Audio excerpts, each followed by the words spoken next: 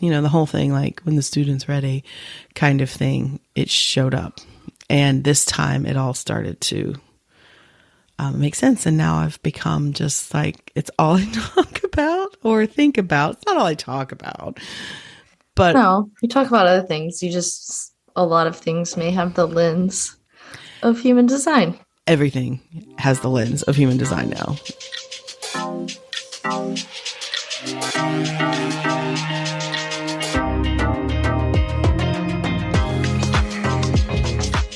Human design reveals who you are energetically and who you came here to be. I'm Dana, the human design specialist.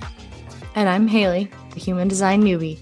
Listen in as we explore how leaning into your authentic self is your ultimate path to success. Today, we're diving into how we got here in a podcast. Yeah, not how we got here, like in the universe or anything. Oh, we'll get into that. Oh my. We'll baby steps, small steps. So, I guess one place to start is, well, I told you my name's Dana, but my name's Dana Phillips, and your name is, for the moment, Haley Phillips. Haley Phillips. That's right. So we are related by a very close relationship. I'm your mom. And as far as we know, yes, as far as we know, well, I do know there's no human design podcast out there with mother and daughter. So that makes us unique. But yes, I guess maybe people have questions. Why would a mother and daughter be doing a human design podcast? Well, we're here to answer those questions. So, yes. Short backstory is how did you first learn about human design? Good question. Well, I have always been fascinated with trying to figure myself out and figure other people out. As far back as I could remember, like I think it could go as far as when I was maybe, I don't know, 10, 12, somewhere around there. My mom had this, it's called Linda Goodman. She was the author, this horoscope or astrology book. And so it went through all the sun signs and everything. And she had a paperback copy of it. And I swear that thing was just well worn by me because it gave descriptions of your sign, your high points, your low points, all the, what you might be like as a parent and as a coworker in a relationship, like all these things. Like it was detailed. And I would always try to find something that helped me understand myself a little bit better. I've just always been fascinated by it. So even though you've known me your whole life, we really started intensifying this journey actually after you become a mom, because you try to become a better person when you have kids. And well, most people do, I hope. But I found human design because I've always been on this path for understanding, but also I hate to use all the cliche words, but, the self-discovery and finding self-awareness. And, I went down the yoga path. And of course, I was heavily into that for yoga, Reiki. Yep. The chakras, meditation. Energy, all that. And I just kept collecting all these modalities and things and did a lot of like personal work. Those are silent quotation marks you can't see. Nor can you hear them. I probably through this quest of trying to find things, and now we have the internet and finding different personality typing tools and everything. I don't know exactly when it happened, but somewhere along the line, I stumbled across something called human design. And it was, I don't even know how it was laid out, if it was a strange Google search. I can't tell you. All I know is that I did the thing where putting my birth information in, and it gave me a human design body graph, showed me my type and strategy and authority, which we will definitely dig into in this podcast, but it didn't make a whole heck of a lot of sense to me. Oh, And there was it's kind of confusing. Yeah, there was very little information because it came from one of the original human design sources of information. I don't remember if it was, there's one called Jovian Archive, and then there's, I think, the International Human Design School. I don't even know. Those two might be the same thing. Anyways, there was glimmers there, though, in there that was like, oh, that's interesting. I could kind of relate to certain things, but not really.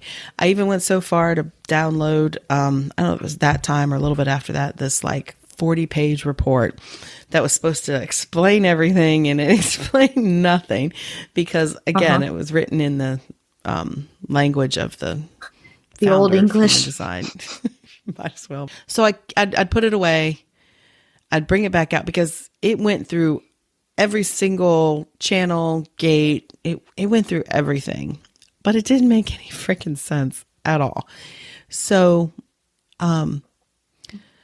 it was probably about 4 or 5 years ago through my work with, Beauty Counter, somebody on my team, actually, she's a therapist, of some sort. She mentioned that she knew stuff about human design, so that she had worked. So she wasn't like a specialist or anything. She just kind of knew about it. And I don't even know how I saw that either. Cause you know me, I'm always paying attention apparently.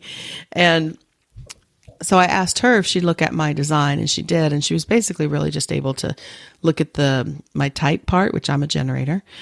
And what I heard, I was not interested in at all because it said I was meant to work and I had to wait to respond. And like most people, when they first hear that, they're like, that makes no sense. I don't want to hear that. Like, no. So fast forward, because once again, I put it aside, but it kept popping up. But then, so the pandemic hit and everybody is, at home, shut in, spending way more time online. And I started seeing human design pop up again, but in different ways. And a lot of it was, let's be honest, it was on Instagram. And I started seeing, it was a much younger group of women talking about it. So they were looking at it in different ways. And this time, when I started looking into it, everything just started to like literally click into place. I started just gathering all kinds of information and was literally able to start, I don't know, it just, the whole thing, like when the student's ready kind of thing, it showed up. And this time it all started to make sense. And now I've become just like, it's all I talk about or think about. It's not all I talk about. But no, you talk about other things. A lot of things may have the lens of human design. Everything has the lens of human design now. And so I also, part of my design is wanting to share this information. And one thing I think a lot of people do is once they are looking at their chart, they start looking at other people's charts. And you do have to know the person's time, place of birth, time, date, and place, right? Well, obviously, I know your time, date, place. Yep. There's no question about that. I was there. Sup. So I started looking, and I know you very well. You're my daughter. So I started looking up you. I started looking your dad, my husband, which I don't know his exact time of birth. So he's still a bit of an enigma. I mean, I'm still decoding him. I could probably But you think that you've gotten fairly close.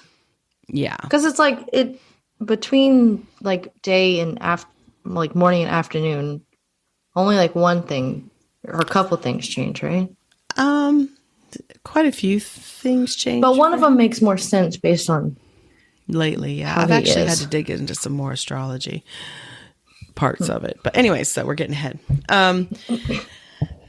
Anyway, so I just really started looking at you, and then I would come across anybody else I would know if that was willing to share their information with me, to look at their charts and see what I could learn about the system through people that I knew. And because that is a good way to start looking at it, because it makes it less abstract. Yeah, even though you yourself may not be aware that you're like living out your design a lot of times, other people could see aspects of you for sure more clearly than you can. And so anyways, so I started talking about it all the time and you started asking me more questions. And why was that? Because of my design, my Well, headspace. You're curious. But I am curious. I like to know how things work. Mm-hmm. Definitely. That's for sure. And I don't know. I've always been curious about things. Everything or? Not everything. Taxes suck. Taxes. Which, yeah. Yes, taxes do suck. Yes. So anyways, I have started a business of really doing human design readings, and it's been a lot of fun. But I also have seen that I would like to have resources out there for people to have access to, either through me or whatever, before, a lot of times even before they come to a reading, because there is so many layers to human design, and it's good to have some foundational understanding in place first. And so I do have on my website, humandesignhive.com, currently a free training that just kind of walks you through the chart. So if you're wanting to look at your own chart, you could go there, find a way to download, or it has a way for you to download your own chart. And that's probably the first and best thing to do, is to start there. But because it's like a very high level overview of it, right? Yeah, it's actually where to start. And it's literally like called How to Get Started with Human Design. It's really just so you could look at the body graph and know what the information means, because it's a lot. So I've had the idea for a long time of wanting to do a podcast. Certain reasons being, I love podcasts. I listen to them all the time. You do as well. Mm-hmm. Yep, all the time. Work at home, and so you have spaces of time to... Yeah. Your generation, though, you can tend to listen to people talking and listen to podcasts and do work at the same time, because your work is not just, you're an accountant. You're a project accountant, right? I work with numbers more than words. Exactly. So me, I have to turn down the radio if I'm driving so I can see where I'm going. If I'm getting close and I have to like find a parking spot, then yes, I also turn down the radio. Turn down the radio. I can't. I can't see. But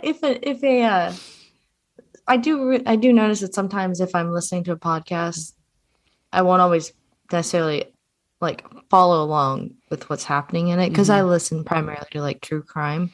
Mm-hmm. So I'll like be listening, and then I'm like, who is this person? How did we get here?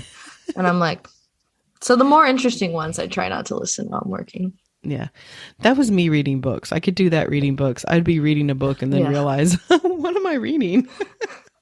How long have I been here? I have to go back and read that again. I'm a scanner. So anyways, so we both love podcasts. We both listen to a lot of podcasts, and I think podcast is a good medium for this kind of information. There is a visual component to understanding human design, but there's so much that we could talk about and explain, so that even if, we're not showing you anything, if you have your own body graph, that you're looking at, you could follow along for sure. But I actually started recording a podcast by myself, because I'm used to doing things by myself, and I didn't know anybody would be interested in doing something like that. And what's your podcast experience, Haley? Have you done podcasting before? Why, yes. Me and my fiance had a brief stint of a podcast. I think we did 5 episodes. Yeah, I liked it. But it was like it was fun. It was just, it wasn't right. It was an outdoorsy podcast. Yeah. And that was right at the same time, too, as the pandemic, right? Shutting everything down. Yeah, that was last year. Yeah. So it's all right. meant to try things out, especially he is. He's meant to try things out for sure, which we can get into that, to his design too. He may never listen to this podcast. He will never listen to this. I don't know. He's been interested. He's asked me questions too about your design, really to get you to be more productive, he says. To be more like him. Be more like him, which is one great thing. I mean, this is one of the best things about human design is not only you see yourself, but it really shows you how we interact with each other and why some people are certain ways and why others aren't. And it's not flaws at all. So last time we saw each other, we talked about, we've talked about wanting to do a podcast before. That'd be fun. Yeah. But the last time we got serious. Yeah. We got serious. Yes, we can. Serious. I have a lot of information in my head because part of my design as well, which I already knew this about myself, but now through the lens of human design, I can see, oh, that makes sense why I'm that way.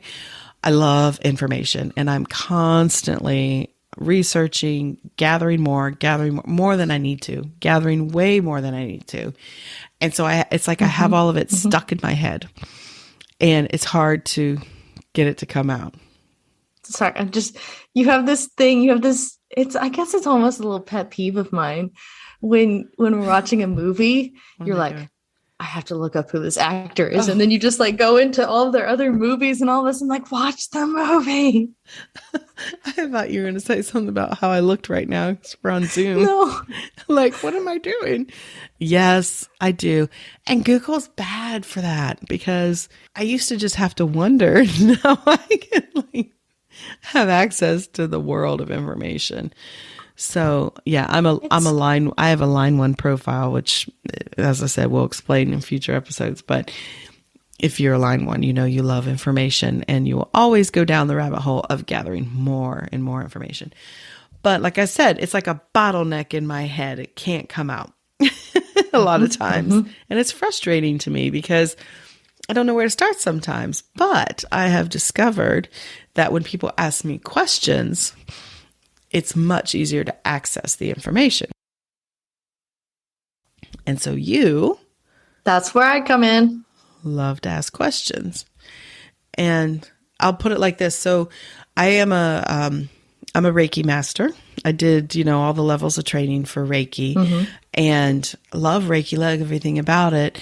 And I always had a hard time explaining it to people because it's one of those things that is hard to explain.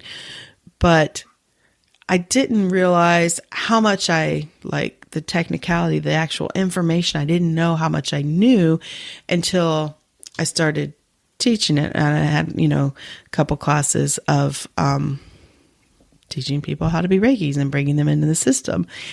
And I'd always worry that I wouldn't have enough information to tell them. And then I would realize I only have 3 hours this morning to convey this. And I'm already not You're even I have 5 hours of information. But it showed me that, but having students, quote unquote, like that, they could ask me questions and it was a lot more free flowing. And so we thought it would be fun to have that kind of format because there are other podcasts out there and there's some really good podcasts out there. There's some that have co-hosts, but a lot of times the co-hosts are on the same kind of, so we thought it'd be kind of fun to, maybe Haley could be the point of view of a lot of people that are new to the system, are looking to a podcast to get more information. And I don't know about you, but you listen to a podcast and I always have so many questions too, right? And I want to know, well, what does that mean? Or what does that mean? And I think you're kind of good at picking up on that. And I think also I'll probably have a way we could add in here in the show notes, a way for people to ask us questions directly too, that maybe we could address in future episodes. So that would be fun too. A form on your website. Yeah. What do you want to know? So we said, why not? Why not give this podcast thing a try? Because one thing that we'll talk about a lot in the human design system is it is all an experiment. It does show us how we're all uniquely designed and how different we are. and how we're meant to interact with each other, but it also has this aspect to it of just try it, see what works. So that's, I think, what we're going to do with this podcast. What do you think? Yeah. Give it a whirl and see where it goes. Because I always seem to make it, in our family, we have a joke that I always make things about me. True. So I am very intrigued to learn more than what you've already shared with me about my own personal design. Okay. Well, it'll be helpful for a lot of people out there, and to dig into our differences, like I said, with the dynamics between us, between like the fact that I'm your mom and main conditioner in the world. Well, that's taking a lot of credit. You did have a brother and you had two brothers and your dad. They contributed, but projector, generator, because I'm a generator. You're a projector. I have emotional authority. You do not. You have splenic authority. You have defined head. I do not. I have completely open head. You have a defined root. I do not. So there's just all these different ways we can explore that. And really in the future, I'd love to bring other people on too, that we could kind of dig around in their design. Yeah. It would be fun. Snoopy. Snoopy all up in there. Snoopy. It'd be fun. I was going to say, we'll just, see where it goes. Because also as a generator, I'm here just to respond, see what shows up, and we'll see how it feels. So, I think we'll have fun with it. I do too. We find ourselves funny. If anything, even if nobody ever listens, great opportunity to get to know you better, Haley. So. And you should have said, and you too, Mom, but that's okay. Oh, and you too, Mom. Oh, okay, cool. Just Thanks. cut the other part out. Thanks. I get it. I get you. All right. Well, I think we've said enough for today. What do you think? I think so. We should let these people go. Yeah. Yep. So if you want to come back for more, we're going to be talking about the mechanics of the system, type, strategy, authority, centers, profile. There's so much. There's much. So much. Yeah. But you're really going to get to know Haley's design so that what can I say? It'll be like you just know her. Okay. Well, all right, Haley. You have a good night. All right. You too. And bye. Bye.